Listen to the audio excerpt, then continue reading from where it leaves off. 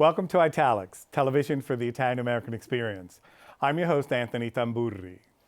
In the studio with us this month are Dr. Stefano Albertini, clinical professor of Italian in New York University's Department of Italian and director of its Casa Italiana, and Rossella Rago, host of the popular web TV series Cooking with Nonna. We will discuss today the notion of what constitutes real and non-real Italians, a discussion that is long overdue, some might say. Stefano Albertini's area of research and teaching include Niccolò Machiavelli, the 19th century novel, church and state relations, literature and cinema, and contemporary Italian history and politics. This year, he celebrated 25 years as director of the Casa Italiana at Zirilli Marimo. On Cooking with Nonna, Rossella invites an Italian-American nonna to cook with her and share traditional Italian recipes and fond memories of her childhood in Italy. Rossella is a graduate of St. John's University and has traveled the country and performed cooking demonstrations in numerous cities across the United States with local nonne as her partners. She's the author of two books, Cooking with Nonna of 2017 and Cooking with Nonna, A Year of Italian Holidays of 2018, both published by Race Point Publishing. Stefano and Rossella, welcome to Italics. Thank you very much. Welcome back, and welcome to you for the first time. Yeah, it's exciting. There were two pieces that appeared recently in reaction to an Italian TV show that we'll refer to as an Italian TV show. And one, of course, is a piece that you did not too long ago in La Voce di New York. And the other is an article that our friends at iItaly wrote about the show in particular. And it's a pretty thoughtful and one might say critical piece on the show. And so on the one hand, the study of food as this TV program sort of purports to do is good, no problem, because it shows that Italian food could be a really good gateway into other things to talk about. On the other hand, it's not good, because it can then fall into that old trap that is not just difference, but becomes an evaluation of what is good and what is not good, when really we know there's a common base, but it's different, right? So let's start from there, and let's start from our own personal experiences. Stefano, you're an Italian who came here as a late adolescent in his 20s. And Rossella, you instead were born here, but grew up in an Italian family. We're going to say Italian as opposed to Italian-American. Well, I spent 3 months a year in Italy since I was 7 years old, every year. So I very much felt myself a little too Italian for Americans and a little too American for Italians, because I understood very well both ways of life. That's the situation with a lot of Italian-Americans, or a lot of Americans of Italian descent, right? We find ourselves Italian here and American there. Actually, I encountered Italian Americans mostly when I arrived in New York. I was before in Virginia and California for my graduate studies, and I have never met a significant community. I would meet every now and then a person of Italian descent, and it was always very interesting for me. But it's only when I arrived here that I got to meet really the Italian American community in all its different forms, also because they gravitated around our centers, and so that was my discovery of Italian America, through food and through many other things. Yeah. Meanwhile, I grew up in a microcosm of Italy in America, in Bensonhurst, Brooklyn, where all my friends, my immediate friends, were people from the same village that my family was from. So until I went to school, first of all, I didn't speak English until I went to school, until I was 5. And until I went to school and saw other children, I thought everybody was Italian. I had no idea that this other world existed. I grew up in something similar to what you just described, an Italian-American neighborhood. We were sort of mixed, though. We were just one group. There were Sicilians and Neapolitans and a few Pugliesi, not many, which we are, half of. And so we always thought we were Italian. Right. And it wasn't until I was a freshman in college that I took Sociology 101. I had to take sociology as part of doing education, that I first heard the term Italian-American. And I thought, well, who are they? And then I realized, oh, that's me. And our colleague and friend, Fred Gardefeu, always says this, that he found out he was American when he first went to Italy. And all the Italians told him he wasn't Italian, but that he was American. And so there, of course, you know, for us to talk about it here, it's sort of nostalgic in a way, it's fun, etc. But when it becomes part of a mediatic conversation, television, print media, etc., then it becomes more important, I think, significant to tackle the issue of, as the TV show says, who are Italiani puri, pure Italians, right? And so who are we of the Italian diaspora, all three of us in one way or another being part of that Italian diaspora. And one more thing for you guys to bounce off of. There are two movies for me that are wonderful with regard to Italian food, but also food as a marker for identity. One, of course, is Big Night, right? And the other is Dinner Rush. In Big Night, we see that the food that's being prepared is and is not, quote unquote, real Italian. But I get a side order of spaghetti with this, right? Why? Well, no. I thought all main courses come with spaghetti.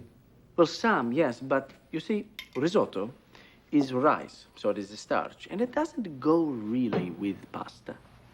And in Dinner Rush, there's a similar parallel, where the food, that the big dish, and the star chef doesn't do, quote unquote, real Italian.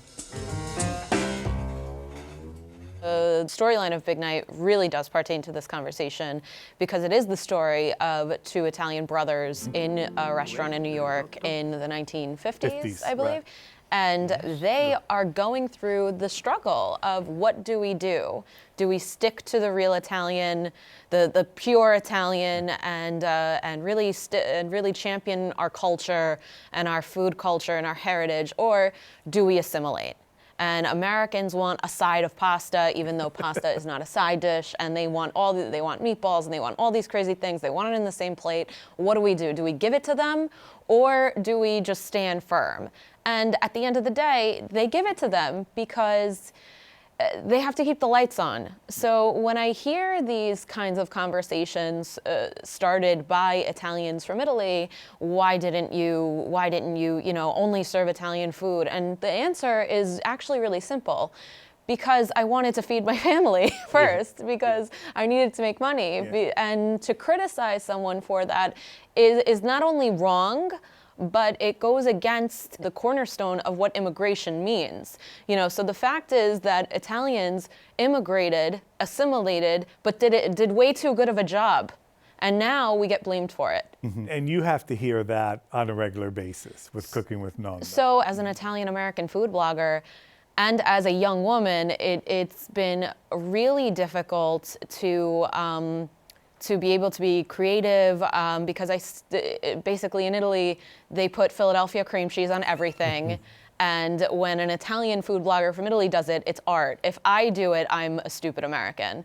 And I don't know anything, and someone needs to educate me on on that there is only one lasagna, and it's lasagna alla bolognese, and anything else cannot be called lasagna. It must be called pasta al forno, and doesn't anybody teach you anything? I really try to maintain an open mind with Cooking with Nonna, because what Cooking with Nonna celebrates is nostalgia, is memories. Today I'm in the kitchen with my very own Nonna Romana. Say hello, everybody. Hello, everybody. I'm Nonna Romana. I want to cook today rigatoni alla papino. If your Nonna made this for you, and this is the dish that makes you remember her, then this is your memory. This is your legacy. Very good, I love it. Very good. Too good. Who am I to tell you that that is right or wrong? I'm not equipped. And show hosts of different self-proclaimed importance are also not equipped to tell us what is right or wrong. Really, my first reaction when I hear the idea of authenticity and purity is to scream.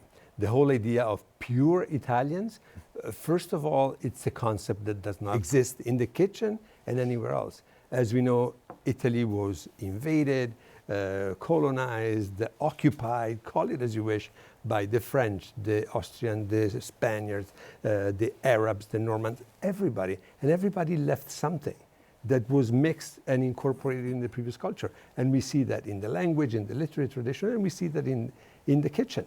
So first of all, does an Italian cuisine existed?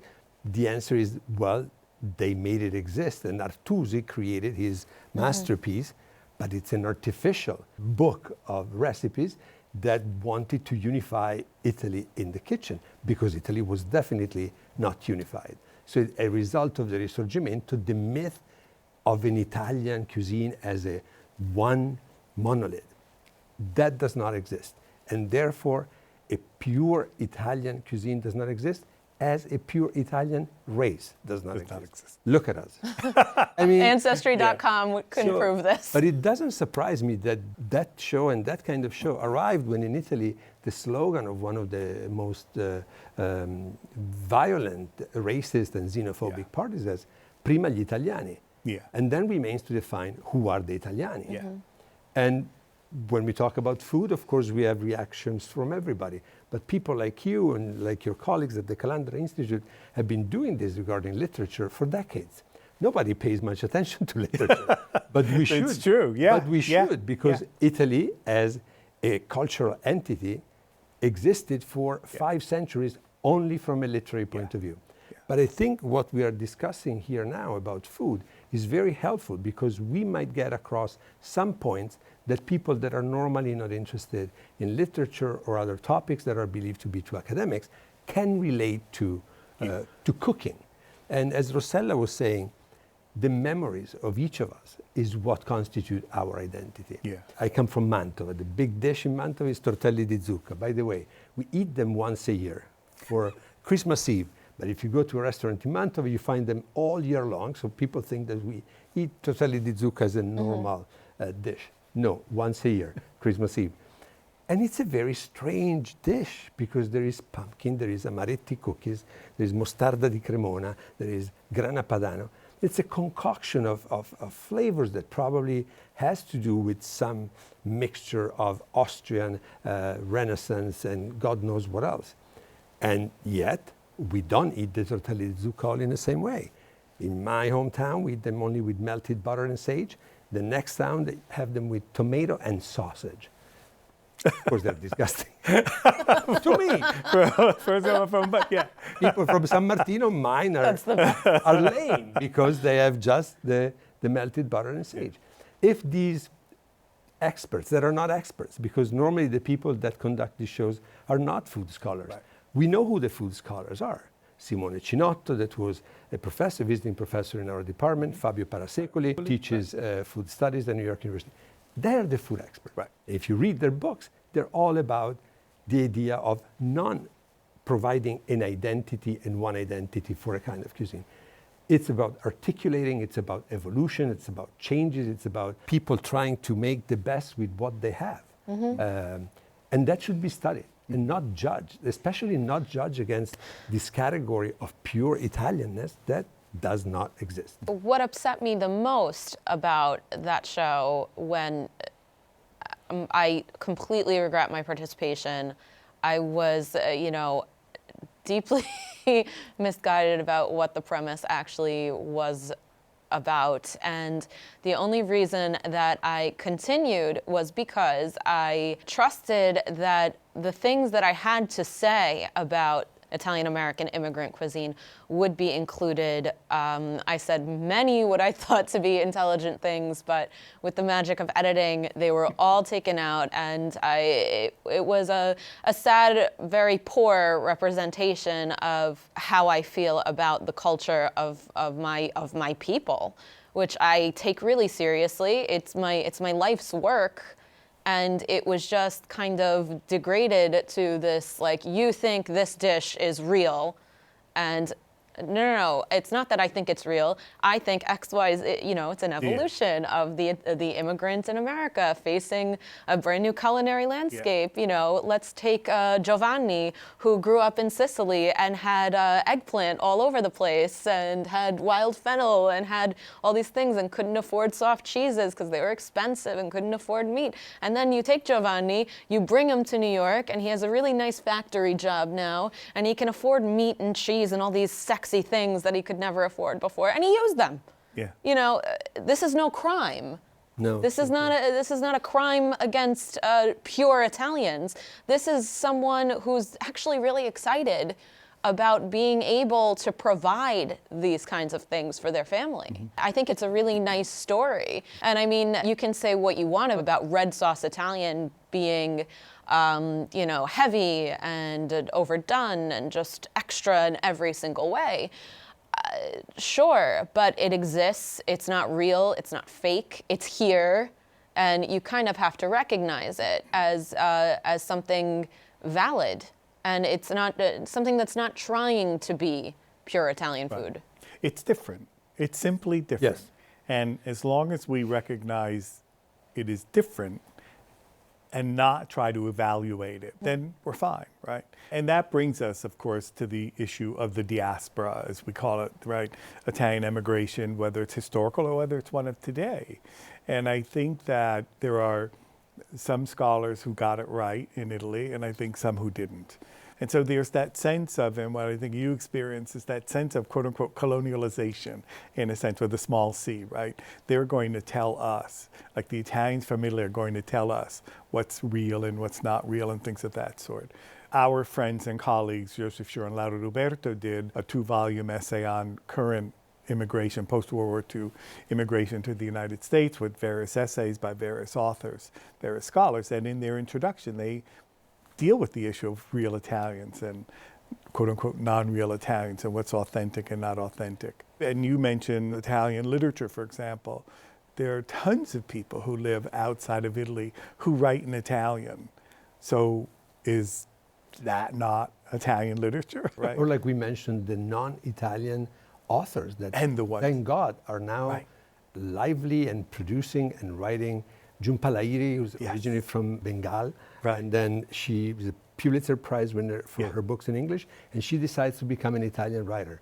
Welcome, Jhumpa. We are happy that you want to be an Italian writer because Italian is relevant. Right. And Elena Janicek, who last year won the Premio Strega, she was born in Munich, of Polish Jewish parents. And came to Italy when she was like 22, 23. And she writes beautifully, and she wrote this splendid book, translated also in English.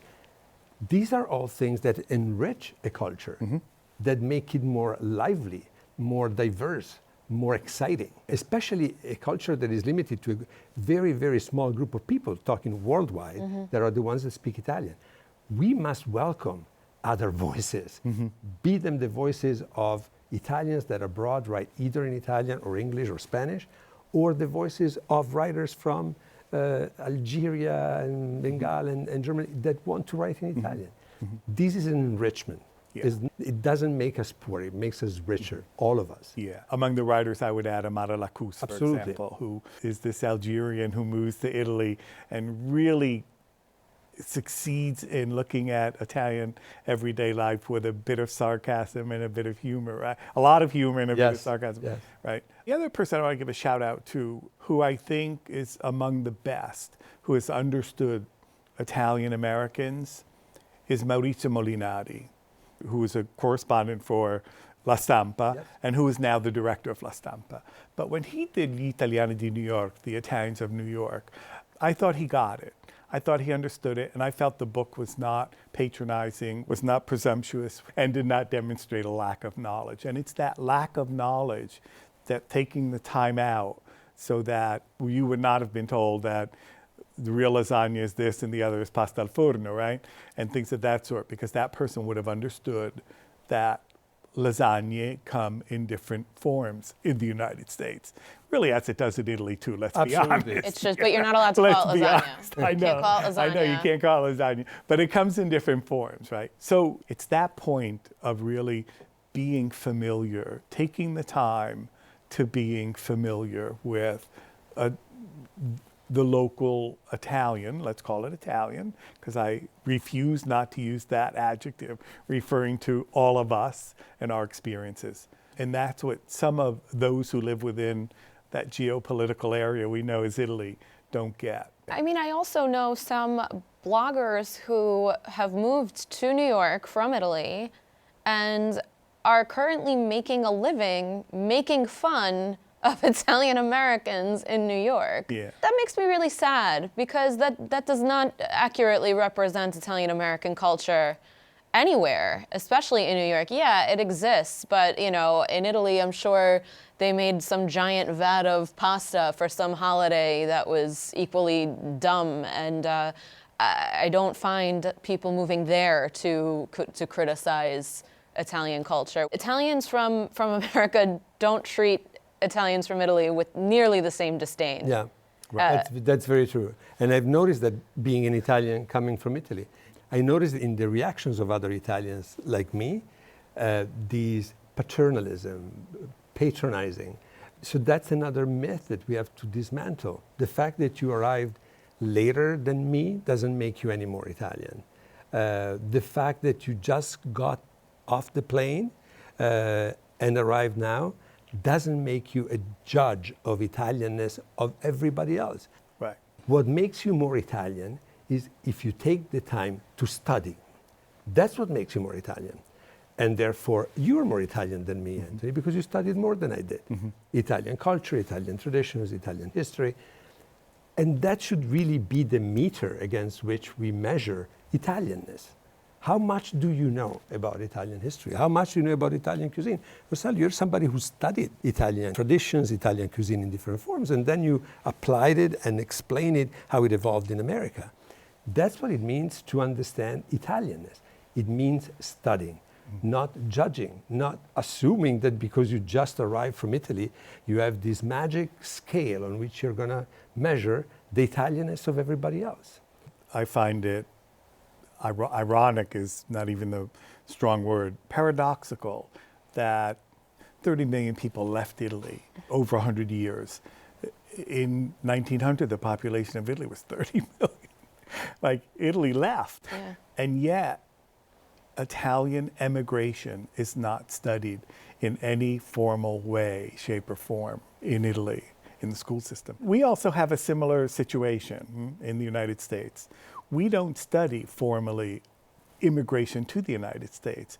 We do to some degree, but we don't study it in school either, whether it's in high school, junior high school, or high school. So it's a parallel discussion for both countries, both for Italy, that sent so many people, but also for the United States, that we are a, and I say this in a good sense, a mongrel nation. We're mixed, and yet we don't do that at all. And of course, there has been for the last 5-6 years this sort of prejudice thought processes that have been rampant all over Western society. I think that's what makes it difficult to come to terms with the fact that Italy was a nation of migrants and the United States have always been a nation that welcomed migrants. Right. Because it has too much of an impact on today's politics. And you're totally right. And I went back to see the high school history books. And in one thing, there were two schools. There was the Catholic historians and there were the Marxist historians. On one thing they agreed, Italian immigration of millions of Italians between 1880 and 1920, it's always given 3 or 4 lines and nothing else. Of course, there is a sense of guilt of a state that did nothing to support and help the people when they arrived in their destinations.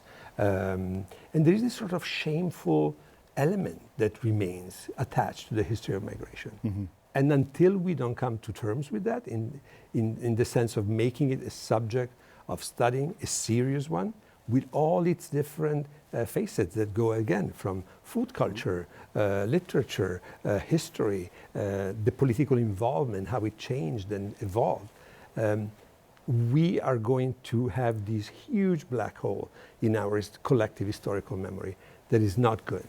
Yeah. And food is one way to get to bridge or to fill that hole, I think, as long as we do it judiciously. Doing it through food is quite an uphill battle when you're dealing with Italian Americans. My good friend, Professor Pat O'Boyle, has this one funny thing. He says, "How do you unite a people that can't agree on a meatball recipe?" It's true. Like, what can we say? We're all very passionate about every part of our Italian identity. Food is probably one of the things we're most passionate about, and nobody wants to compromise and let go and say, we are one community. It's really hard for people to say that for some reason. For Italians and Italian Americans to say, hey, we all kind of have the same roots here. Right. Let's be nice to each other. But it's kind of like a very us and them war. And I didn't really understand it until I was a relatively young person. When I was very little, I was an Italian kid, And then I was an Italian American kid, and now I'm an American, there, and it's confusing, especially when you are part of that first generation Italian American. It's extremely confusing, and you tend to only really connect to people that have your same experience because it is so unique. I mean, I meet people all the time that are so passionate about Italy, so passionate about their heritage, never been to Italy, are dying to go to anything remotely involving the Italian American community. And then there are people from Italy say, who wants to bother with those? I find that as an Italian American, the Italian community can kind of make you feel like a dancing bear. Like, oh, can you say this word in dialect? Oh, she's so funny the way she says this. And it hurts my feelings because, first of all, the term dialect is very subjective. Like, they're technically regional languages. The fact that we still refer to them as dialects is somewhat wrong. But how is that some kind of marker for how civilized you are as an Italian American? Isn't it better that you know your regional language than nothing? Isn't it better that you try? Isn't it better that you make an effort to live as an Italian American, a connected Italian American every day? Yeah, it's a question of creating a much larger umbrella under which we can all sort of coexist. And when I know for me, when I do find those knowledgeable, let's say, and sensitive Italians, it's wonderful. It's a great, for me, it's a great discovery, to find the Italian in Italy who tries to understand what being Italian hyphenated, whether it's Italian American, Italian Argentinian, Italian Canadian, and so on and so forth. There are all sorts of hyphenations, right, with regard to Italian. We can end it there on a positive note. I want to thank you two for coming. Thank you for having us. Thanks for having us. Thanks for watching this episode of Italics. I'm Anthony Tamburri. Arrivederci alla prossima puntata.